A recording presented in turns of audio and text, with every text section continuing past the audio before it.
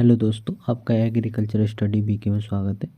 तो आज हम इस वीडियो में बात करने वाले हैं आपका जो प्रैक्टिस सेट है। ये प्रैक्टिस सेट आपका 21 नंबर का। इससे पहले हमने आपको जो है 20 प्रैक्टिस सेट करा दी है। और जो ये प्रैक्टिस सेट आपका AGTA, इसके लिए AGTA और आपका UP, TGT और आपका PGT, इनके लिए जो है ये आपका इम्पोर्टेंट हो जाता है, क्योंकि ये जितने भी हम आपको एग्रीकल्चर के क्वेश्चन करा रहे हैं ये आपके किसी न किसी एग्ज़ाम में पूछे हुए क्वेश्चन हैं। तो आप जो है इस वीडियो को अंत तक ज़रूर देखें। और यहाँ पर बात करेंगे हम प्रश्न नंबर 1 से। और प्रश्न नंबर 1 शुरू करने से पहले अगर आपने अभी तक चैनल को सब्सक्राइब नहीं किया है तो चैनल को ज़रूर सब्सक्राइब कर लेंगे और साथ ही साथ वीडियो को भी लाइक ज़रूर कर देंगे। और हमने आपको करा दी है मैराथन, आप उन्हें भी जरूर जाकर देख लेंगे, प्लेलिस्ट बनी हुई है। तो बात करते हैं प्रश्न नंबर 1 की। प्रश्न नंबर 1 आपका कि दलहनी फसलें जो फसल प्रणाली के लिए उपयुक्त होती हैं वे हैं तो कम समय वाली फसलें हो जाती हैं, या रोग रोधी फसलें, या लंबे समय वाली फसलें, या निम्न दाब रोधी फसलें हो जाती हैं। तो आपकी कैसी हो जाती हैं? जो दलहनी फसलें हैं वो फसल प्रणाली के लिए जो है उपयुक्त होती हैं, तो वो कौन सी होती हैं? तो कम समय वाली फसलें होती हैं। जैसे आपकी हो जाती है कौन सी? मूंग हो जाती है, मूंग हो जाती है, उड़द हो जाती है और अरहर हो जाती है। तो ये जो आपकी कैसी हो जाती है? कम समय अवधि वाली जो आपकी फसलें हो जाती हैं, दालें।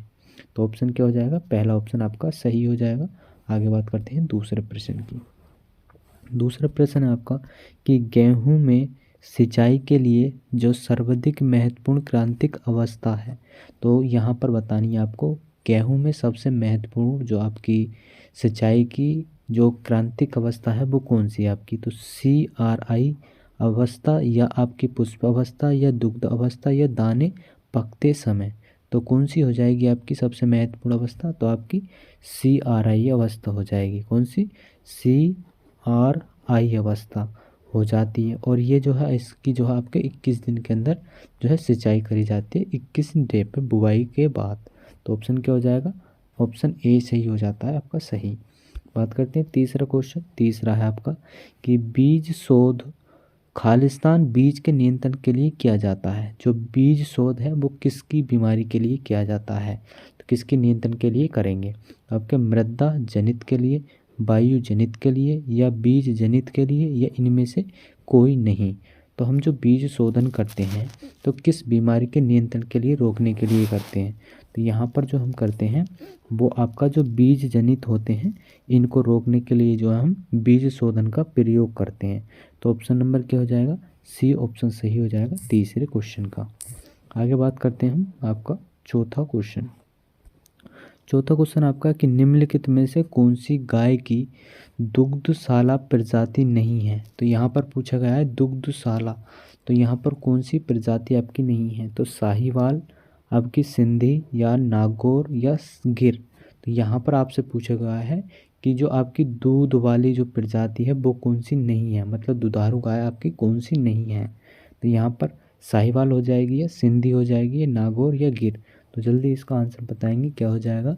तो इसका आंसर हो जाता है आपका जो नागौर। जो आपकी नागौर जो गाय है ये आपकी दुधारू नस्ल नहीं है। यहाँ पर साहीवाल आपकी दुधारू है, और सिंधी भी और गिर भी, ये आपकी सारी कैसी हो जाती हैं? दुधारू नस्ल हो जाती हैं। लेकिन आपकी जो नागौरी है ये आपकी दुधारू नस्लें नहीं है। तो ऑप्शन क्या हो जाएगा? तो सी ऑप्शन आपका सही हो जाता है चौथे क्वेश्चन का। बात करते हैं पाँचवें प्रश्न। पाँचवें प्रश्न आपका कि भंडारित अनाज कीटों के नुकसान से बचाया जा सकता है। जो आपके अनाजों को भंडारित किया जाता है उसमें जो कीट लगते हैं उन कीटों को नुकसान से जो बचाया जा सकता है, यदि दाने का जो है जो नमी की मात्रा है वो कितनी होनी चाहिए? तो 10% से कम, 10 से 12%, या 12 से 14%, या इनमें से कोई नहीं। तो क्या हो जाएगा? जो 10 से 12% अगर नमी है दाने में तो उसको जो है आपको भंडारण में जो है जो कीट लगते हैं उससे बचाया जा सकता है। तो ऑप्शन नंबर क्या हो जाएगा? तो बी ऑप्शन आपका सही हो जाएगा पाँचवें क्वेश्चन का।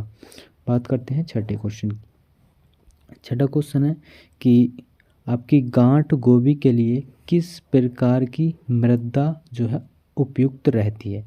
जो आपकी कोल क्रॉप्स होती हैं, जो गांठ गोभी है, तो इसके लिए जो आपकी दोमट मिट्टी या मटियार दोमट या चिकनी मटियार दोमट या आपकी मटियार मिट्टी, तो आपकी गांठ गोभी के लिए कौन सी मिट्टी उपयुक्त है, तो कौन सी हो जाती है, तो इसके लिए आपकी दोमट मृदा जो है उपयुक्त रहती है गांठ गोभी के लिए। तो ऑप्शन क्या हो जाएगा, ए ऑप्शन आपका सही हो जाएगा छठे क्वेश्चन का।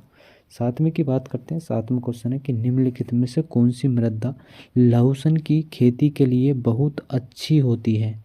तो यहाँ पर पूछा हुआ है आपसे कि लहसुन की खेती के लिए सबसे उपयुक्त या सबसे अच्छी मृदा कौन सी होती है। तो आपकी दोमट मृदा हो जाएगी, या बलुई दोमट हो जाएगी, या दोमट या मटियार हो जाएगी। तो कौन सी हो जाती है, तो आपकी जो दोमट मृदा होती है ये आपकी लहसुन की खेती के लिए सबसे उपयुक्त रहती है। तो आपकी लहसुन के लिए भी और आपकी किसके लिए, गांठ गोभी के लिए भी, तो कौन सी हो जाती है, तो ये दोमट मृदा हो जाती है। कौन सी, दोमट मृदा जो है आपकी उपयुक्त रहती है। तो इसे आप याद रखेंगे। बात करते हैं आठवां क्वेश्चन। आठवां क्वेश्चन आपका कि कौन सी मृदा किस्म जो अधिकतम क्षेत्र क्षमता रखती है। तो यहाँ पर बताना है आपसे कि सबसे अधिक जो क्षेत्रफल में जो आपकी मृदा है वो कौन सी फैली हुई है आपकी। तो दोमट मृदा है, चिकनी दोमट है, या मटियार दोमट है, या आपकी मटियार है। तो कौन सी मृदा है सबसे अधिक फैली हुई, तो आपकी मटियार मृदा हो जाती है। तो ऑप्शन क्या हो जाएगा, डी ऑप्शन सही हो जाएगा आपके आठवें क्वेश्चन का। नौवें क्वेश्चन की बात करें, उत्तर प्रदेश में जो सर्वप्रिय गेहूं की प्रजाति का नाम। तो यहाँ पर आपको ये वैसे सारी आपकी गेहूं की प्रजाति हैं, तो यहाँ पर बताना है जो सर्वप्रिय गेहूं की प्रजाति है उत्तर प्रदेश में वो कौन सी हो जाती है। तो आपकी PBW 343 और UP आपकी 2338 या K7903 या K9107 हो जाएगी। तो कौन सी हो जाती है, तो PBW 343 जो आपकी सर्वप्रिय जो है गेहूं की प्रजाति हो जाती है। तो ऑप्शन तो आपका सही हो जाएगा। और बात करते हैं UP जो आपकी 2338 प्रजाति है, ये जो है हरित क्रांति में, किसमें, हरित क्रांति में इसने बहुत योगदान दिया था। तो कौन सी वैरायटी थी, तो आपकी UP 2338 थी। तो इसे आप याद रखेंगे। आगे बात करते हैं 10वां क्वेश्चन। 10वां क्वेश्चन आपका कि KPG जो 59 है उदय, तो ये प्रजाति किसकी हो जाएगी। तो मटर की है, सब्जी मटर की है, मसूर की है, या चना की है। तो KPG किसकी प्रजाति हो जाएगी, तो ये प्रजाति हो जाती है आपकी किसकी, तो ये हो जाएगी आपकी प्रश्न नंबर 10 की बात करते हैं। तो 10 है आपका, तो ये चने की प्रजाति हो जाती है, किसकी, चने की प्रजाति हो जाएगी, कौन सी, KPG 59। तो इसे याद रखेंगे, एग्जाम में पूछी जाती है। आगे बात करते हैं 11 क्वेश्चन। 11 क्वेश्चन है कि पोटास का प्रयोग सर्वाधिक कार्यक्षेत्र पूर्ण होता है।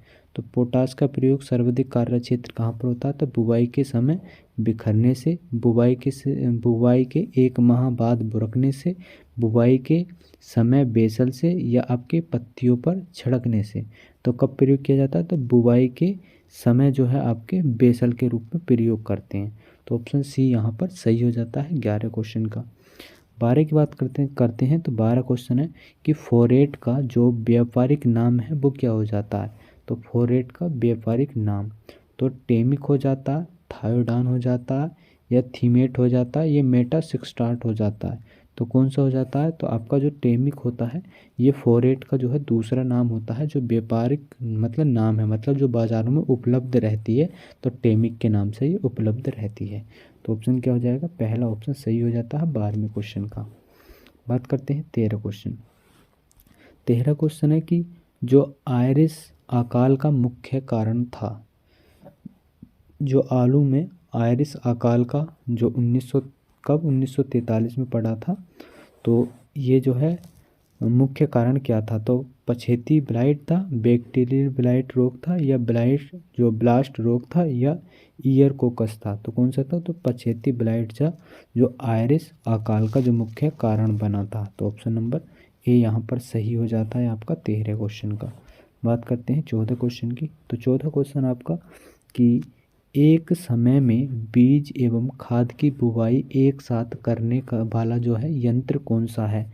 तो सीड ड्रिल है या डिवलर है या हल के पीछे बोना बीज या आपका फर्टी कम सीड हो जाता है। तो कौन सा हो जाता है?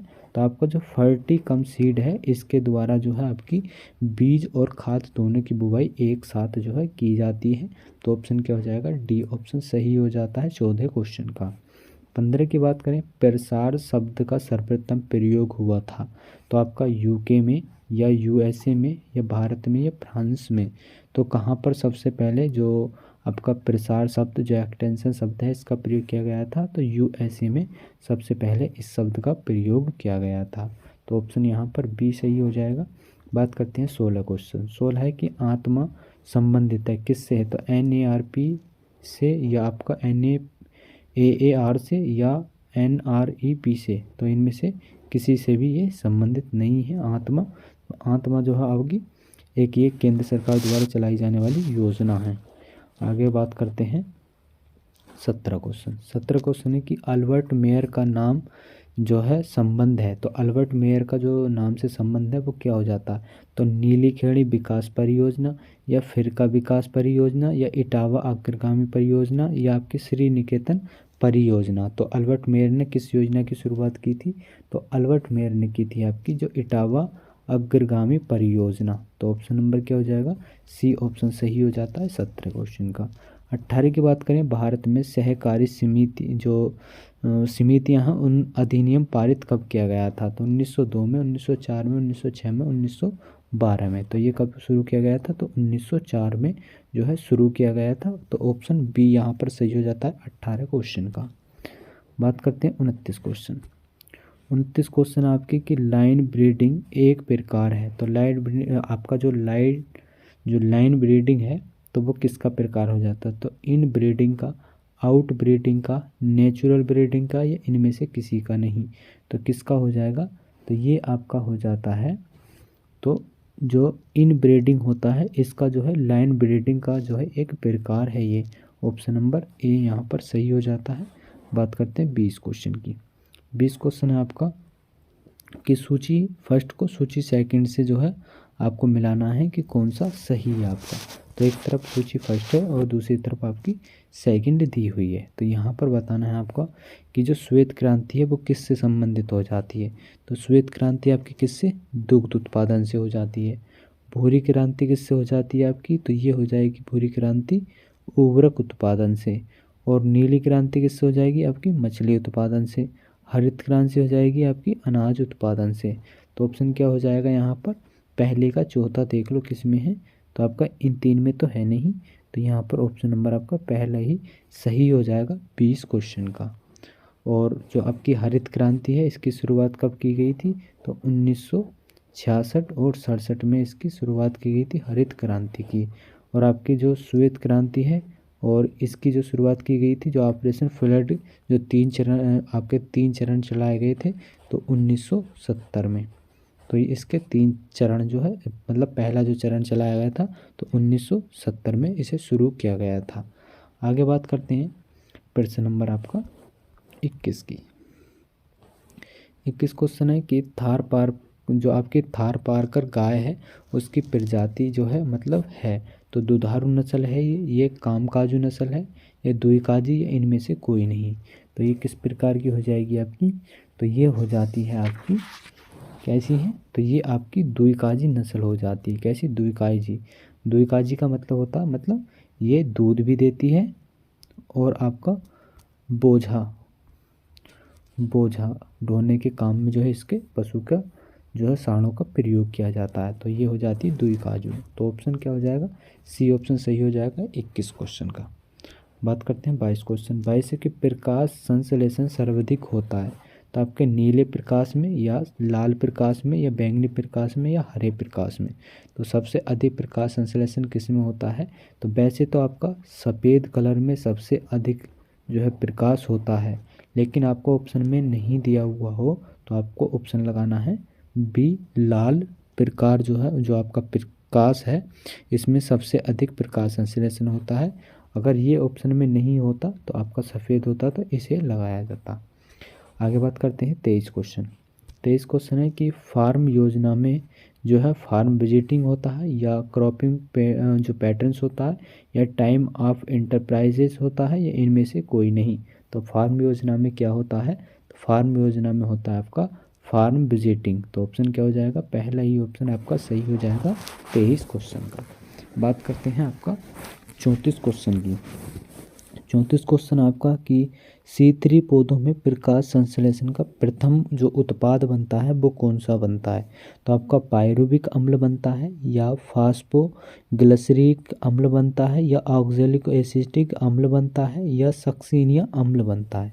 तो आपका C3 पौधों में जो प्रकाश संश्लेषण का प्रथम उत्पाद है तो वो क्या बनता है आपका, तो वो बनता है आपका जो फास्फोग्लिसरी जो है एसिटिक अम्ल बनता है। तो ऑप्शन नंबर बी हो जाता है 24 का आपका सही।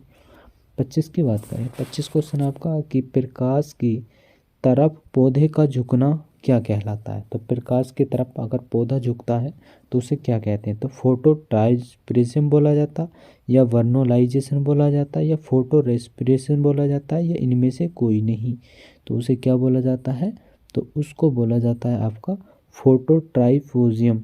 जैसे आपका सूरजमुखी होती है, तो सूरजमुखी का जो फूल होता है, जैसे जैसे आपका सूरज घूमता जाता है उसी तरह से आपका फूल भी सूरजमुखी का घूमता जाता है, उसी को ही बोला जाता है क्या, फोटो ट्रांसपिजियम बोला जाता है। तो ऑप्शन क्या हो जाएगा आपका, पहला ऑप्शन सही हो जाता है 25 क्वेश्चन का।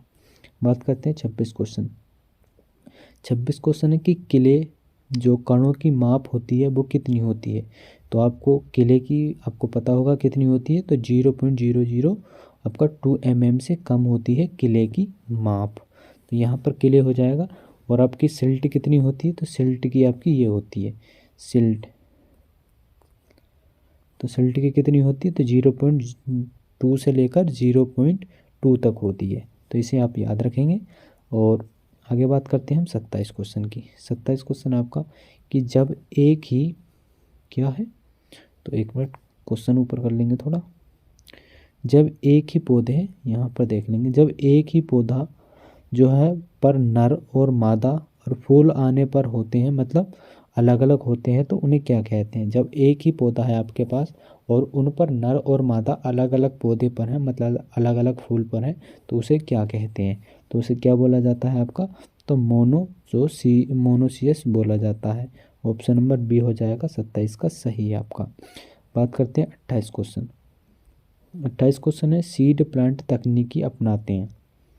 तो सीड प्लांट तकनीकी किस में अपनाते हैं, तो प्याज में, आपका आलू में, गन्ने में, टमाटर में। तो प्याज में तो नहीं अपनाते, नहीं गन्ने में, नहीं टमाटर। तो ऑप्शन नंबर आपका बी यहाँ पर सही हो जाएगा 28 क्वेश्चन का। 29 की बात करते हैं। 29 क्वेश्चन है ऐसी फार्म प्रणाली जिसमें हवादार वृक्ष या झाड़ियों को कतारों में उगाते हैं जो मृदा की उर्वरता एवं उत्पादकता को जो है बढ़ा देते हैं, तो उन्हें क्या कहते हैं। तो एक बार क्वेश्चन दोबारा इसे सुन लेंगे, क्या बोला गया है। ऐसी फार्म प्रणाली जिसमें हवादार वृक्षों या झाड़ियों को कतारों में उगाते हैं जो मृदा की उर्वरता तथा उत्पादकता को बढ़ा देते हैं, तो उन्हें क्या कहते हैं। तो रिले क्रॉपिंग, मल्टीपल क्रॉपिंग, एले क्रॉपिंग, या मिश्रित क्रॉपिंग। तो उसे बोला जाता है क्या, तो एले क्रॉपिंग बोला जाता है।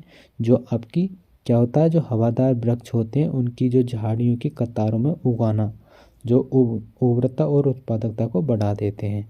तो ऑप्शन सी हो जाएगा सही 29 का। 30 क्वेश्चन की बात करें। 30 क्वेश्चन आपका एग्रोनॉमी शब्द जो है किस भाषा से लिया गया है। तो एग्रोनॉमी किस भाषा से लिया गया है, तो आपका ग्रीक भाषा से लिया गया है। तो आपको ये सबको पता होगा। जिसके पीछे जो है आपका एग्रो, यहाँ पर एग्रोनॉमी का जिसके पीछे नोमी होगा, नोमी लगा होगा, वो समझ लो आपका ग्रीक भाषा से लिया हुआ है। तो ऑप्शन यहाँ पर डी सही हो जाएगा। बात करते हैं आपका 31 क्वेश्चन। 31 है कि तारामीरा किस परिवार का पौधा है। तो तारामीरा किस परिवार का पौधा हो जाता है, तो आपका क्रूसीफेरी का, लाइनेसे का, या कंपोजिटी, या ग्रेमिनी। तो क्रूसीफेरी कुल का जो है आपका तारामीरा हो जाता है। तो ऑप्शन यहाँ पर पहले ही आपका सही हो जाएगा। 32 क्वेश्चन की बात करें, भारत में जो है किस फल का उत्पादन सबसे अधिक होता है। तो भारत में सबसे अधिक किस फल का उत्पादन सबसे अधिक होता है? आम का, केला का, या पपीता का, या आपका अंगूर का? तो सबसे अधिक किसका होता है? तो आपका किसका होता है? तो यहाँ होता है आपका केले का सबसे अधिक उत्पादन भारत के अंदर होता है। तो ऑप्शन बी हो जाएगा सही। बात करते हैं 33 क्वेश्चन। 33 क्वेश्चन आपका कि केले की जो फसल के लिए उत्तम तापक्रम कितना रहता है?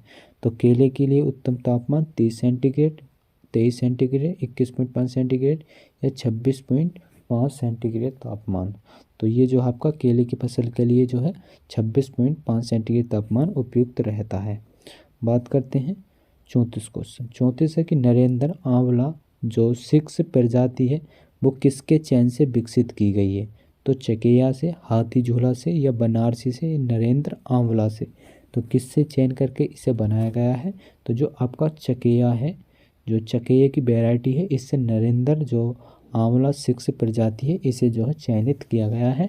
तो ऑप्शन ए यहाँ पर सही हो जाएगा। 35 की बात करते हैं। 35 है कि जैविक उर्वरकों का मुख्य कार्य क्या होता है? तो जैविक उर्वरकों का मुख्य कार्य क्या होता है? तो रासायनिक प्रक्रियाओं में वृद्धि करना, देयिकी क्रियाओं को बढ़ाना, या जैविक क्रियाओं को बढ़ाना, या प्रकाश संश्लेषण को बढ़ाना। तो क्या हो जाता है? जो आपकी जैविक क्रियाएं होती हैं उनको बढ़ाना जो है आपका जैविक उर्वरकों का मुख्य कार्य हो जाता है। तो ऑप्शन सी यहाँ पर सही हो जाएगा 35 क्वेश्चन का। बात करते हैं 36 क्वेश्चन। 36 क्वेश्चन है कि 1 हेक्टेयर में टमाटर की जो बीज का कितना जो है उत्पादन होता है? तो टमाटर का जो है 1 हेक्टेयर में कितना उत्पादन हो जाता है बीज का? तो बीज का उत्पादन यहाँ पूछा हुआ है आपसे। तो क्या हो जाता है? तो 100 आपका किलोग्राम जो है बीज उत्पादन हो जाता है 1 हेक्टेयर में टमाटर के, जो अगर हम बीज तैयार करते हैं तो ऑप्शन ए सही हो जाएगा। बात करते हैं 37 क्वेश्चन। 37 क्वेश्चन आपका कि नहरों के किनारे वाली भूमियों में किस प्रकार की जो है आपकी मृदा पाई जाती है? तो अम्लीय एवं क्षारीय, अम्लीय या क्षारीय, इनमें से कोई नहीं। तो आपकी क्षारीय प्रकार की जो मिट्टी है वो नहरों के किनारे जो है ये पाई जाती है। किस प्रकार की? क्षारीय मृदा। तो यहाँ पर सी हो जाएगा सही 37 का। 38 की बात करते हैं। जल भराव की स्थिति में धान की फसल किस रूप में जो आपकी नाइट्रोजन प्राप्त करती है? तो जो अगर खेत में जल भराव है आपके धान के खेत में, तो उसमें जो नाइट्रोजन है वो किस रूप में जो है आपका ग्रहण करेगा पौधा? तो किस रूप में ग्रहण करता है उसे? तो आपका जो NH4 अमोनियम के रूप में जो है उसे ग्रहण करता है। तो ऑप्शन ए यहाँ पर सही हो जाएगा 38 क्वेश्चन का। 39 की बात करें। 39 है कि 100 ग्राम अंडे से कितनी कैलोरी ऊर्जा प्राप्त होती है? 100 किलोग्राम अंडे से कितनी ऊर्जा आपकी कैलोरी प्राप्त होती है? तो 175 कैलोरी, 180 कैलोरी, 160 कैलोरी, या 130 कैलोरी? तो 160 कैलोरी जो है ऊर्जा प्राप्त होती है 100 ग्राम अंडे से। तो ऑप्शन क्या हो जाता है? सी ऑप्शन सही हो जाएगा। बात करते हैं आपका 40 क्वेश्चन। 40 है कि प्रति हेक्टेयर आलू की जो बीज दर डाली जाती है वो कितनी डाली जाती है? तो प्रति हेक्टेयर आलू की बीज दर तो आपकी 25 क्विंटल प्रति हेक्टेयर, 10 क्विंटल प्रति हेक्टेयर, या 15 क्विंटल प्रति हेक्टेयर, या 40 क्विंटल प्रति हेक्टेयर? तो कितनी उपज डाली जाती है? जल्दी आप बताएं कमेंट में क्या आंसर हो जाएगा 40 का। तो प्रति हेक्टेयर आलू की जो बीज दर है वो कितनी डाली जाती है? तो 25 क्विंटल प्रति हेक्टेयर जो है डाली जाती है। ऑप्शन ए यहाँ पर सही हो जाता है 40 क्वेश्चन का। 41 की बात करते हैं। 41 है कि कैल्शियम की कमी के कारण पौधे पर सर्वप्रथम दिखाई देते हैं? तो निचली पत्तियों पर लक्षण दिखाई देते हैं, या बीच की पत्तियों पर लक्षण दिखाई देते हैं, या अंतर की जो अंतर पत्तियां होती हैं उन पर दिखाई देता है, या सभी पत्तियों पर? तो कैल्शियम के लक्षण कहाँ दिखाई देते हैं पौधे पर? तो ये दिखाई देते हैं आपके जो अंतर की जो पत्तियां होती हैं, मतलब जो आंतरिक पत्तियां होती हैं वहाँ पर जो है कैल्शियम के लक्षण दिखाई देते हैं। ऑप्शन नंबर सी यहाँ पर सही हो जाएगा आपका 41 क्वेश्चन का। 42 की बात करें। माया प्रजाति है। तो माया जो है ये किसकी प्रजाति हो जाती है? तो आपकी आलू की, चना की, मटर की, या राई की? तो ये राई की प्रजाति हो जाती है। कौन सी? माया प्रजाति। तो ऑप्शन डी यहाँ पर सही हो जाएगा।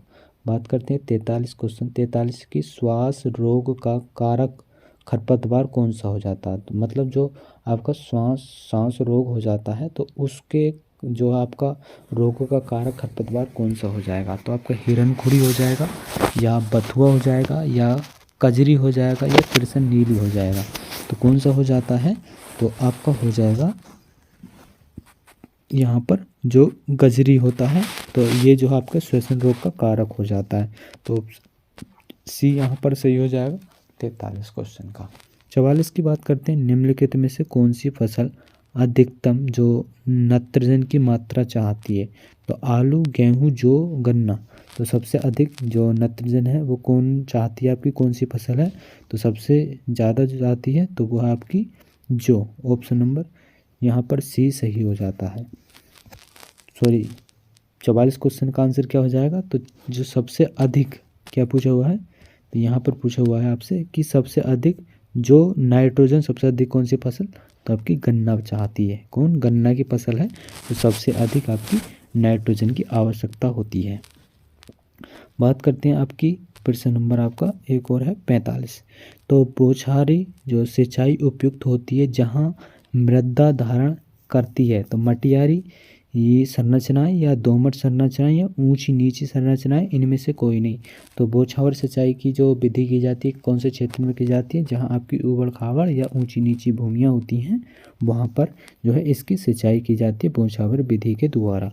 तो ऑप्शन सी यहाँ पर सही हो जाएगा आपका 45 क्वेश्चन का। 46 क्वेश्चन की बात करते हैं। 46 क्वेश्चन है आपका कि एंडोसल्फान को भी जो है कहा जाता है। तो एंडोसल्फान को दूसरे किस नाम से जाना जाता है? तो आपका लिंडेन हो जाता है पहला ऑप्शन। कौन सा? लिंडेन हो जाता है, थायोडोन हो जाता है, जो एंटीन हो जाता है, आपका BHC हो जाता है। तो कौन सा हो जाता है? जो आपको थायोडोन हो जाता है। तो इसके द्वारा एंडोसल्फान को जो है दूसरे नाम से जानते हैं। बात करते हैं आपका प्रश्न नंबर 47 की DDBP जो है इसको भी जो है दूसरे किसी नाम से जानते हैं? तो न्यूवान के नाम से, या मेलेथियान के नाम से, या थायोडोन के नाम से, या सल्फेक्स के नाम से। तो दूसरे किस नाम से जानते हैं? आपके DDB जो है इसको जानते हैं आपके न्यूवान के नाम से जो है इसको जानते हैं। तो ऑप्शन यहाँ पर भी ए ऑप्शन आपका सही हो जाता है 47 क्वेश्चन का। 48 क्वेश्चन की बात करते हैं। 48 क्वेश्चन है आपका कि बाइटावेक्स जो आपका बाइटावेक्स से बीज शोधन की जो मुख्य नियंत्रित विधि है वो कौन सी है? तो अनावृत कंडवा बीज, गैरुई, या तुलासिता, या ये सभी हो जाएगा। तो कौन सा ऑप्शन इसका सही हो जाता है? तो आपका बाइटावेक्स से बीज शोधन की मुख्य नियंत्रित विधि कौन सी हो जाती है? तो अनावृत कंडवा ये विधि आपकी हो जाती है। तो ऑप्शन ए सही हो जाता है 48 क्वेश्चन का।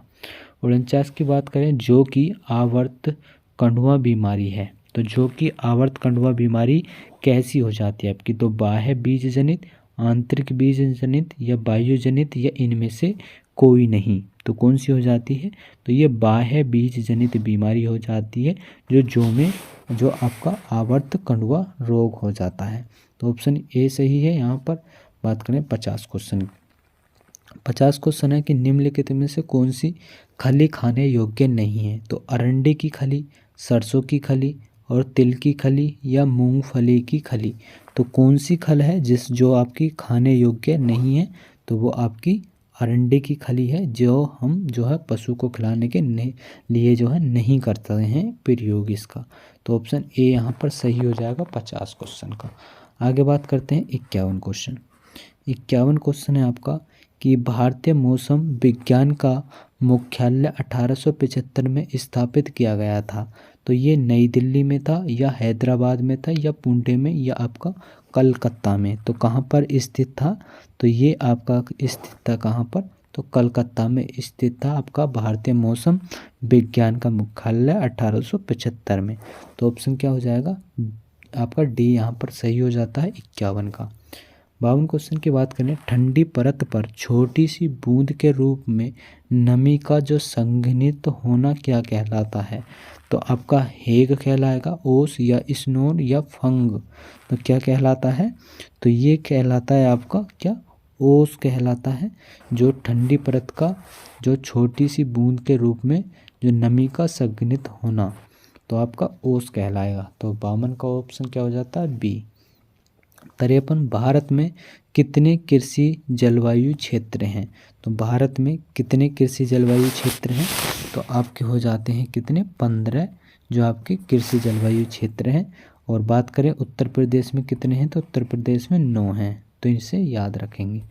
आगे बात करते हैं 54 क्वेश्चन। 54 क्वेश्चन आपका कि पॉडलिंग का मुख्य जो काम है वो क्या हो जाता है? तो पॉडलिंग का मुख्य काम क्या है?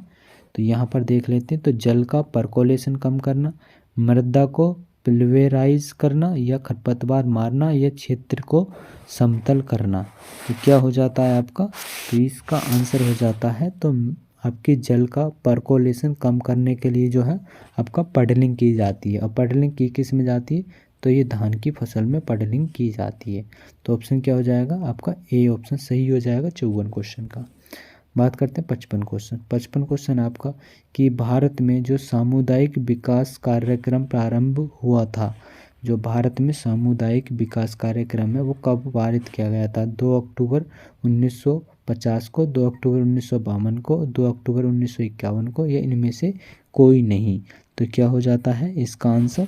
तो इसका आंसर हो जाता है आपका जो 2 अक्टूबर 1952 में जो है इस कार्यक्रम का जो है शुरू किया गया था। तो ऑप्शन बी यहाँ पर सही हो जाएगा।